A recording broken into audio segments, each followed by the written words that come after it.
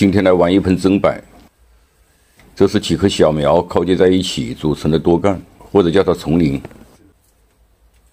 增柏生长慢，玩的过程太需要耐心。这一盆从扦插苗开始养了差不多10年时间，看起来还是不大。今天对它先做一个基本的造型，边养边玩，以后再去慢慢的修改。造型前先把铝丝全部扎好，再进行整体的调整，这样在造型中可以形成一个整体的概念。在调整枝的走向、出枝角度、枝之间的呼应等等，不会出现顾此失彼、反反复复的失误。关于增柏，有朋友问它是否好养，我的体会，增柏除了生长慢，应该是属于比较好养的树种。我养盆景的环境是在楼顶，冬冷夏热，尤其是夏季高温，气温超过40度是常有的事，风也特别大，盆土干得特别快。增柏能在这种环境下生成，而且生长良好，说明它的适应性是比较强的。增柏有几个特征：一是生长的环境要有充足的阳光；二是增柏耐贫瘠，但土质一定要透气性好；三是增柏喜湿润，但盆土忌积水。增柏好养，四季常青，在造型中有很多独到之处。玩增柏在一些大的素材难得到时，选择一些小老树，或者像这样用扦插苗制作一些小品，也是挺有意思的。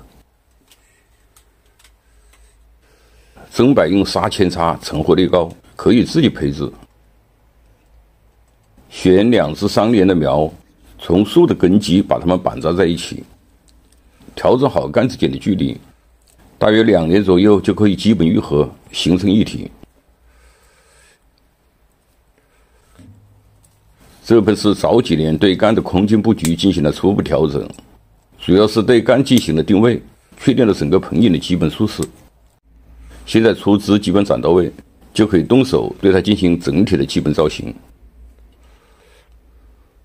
调整要依据丛林规则，简单的讲，在调整中就是要把握好每棵树的独立性和树之间的关联性。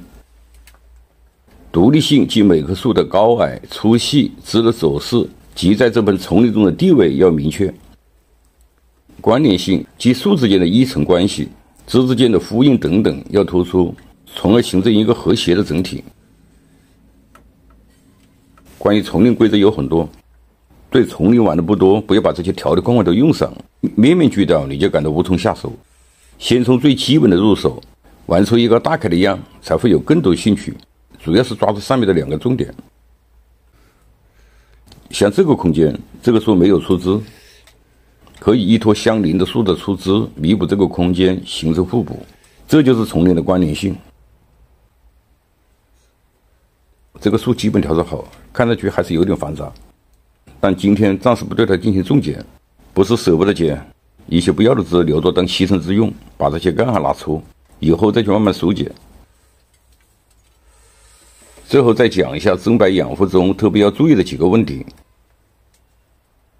一是把增柏放在阳光充足的地方养护，通风性一定好，但在夏季气温超过37度，增柏就会出现短时的休眠，也称夏眠，针叶的颜色变浅，有的老针会脱落。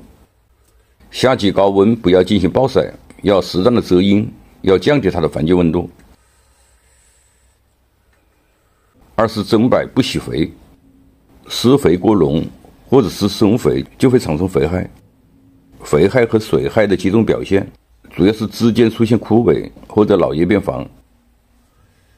正常的施肥每年最多3次，另当勿容。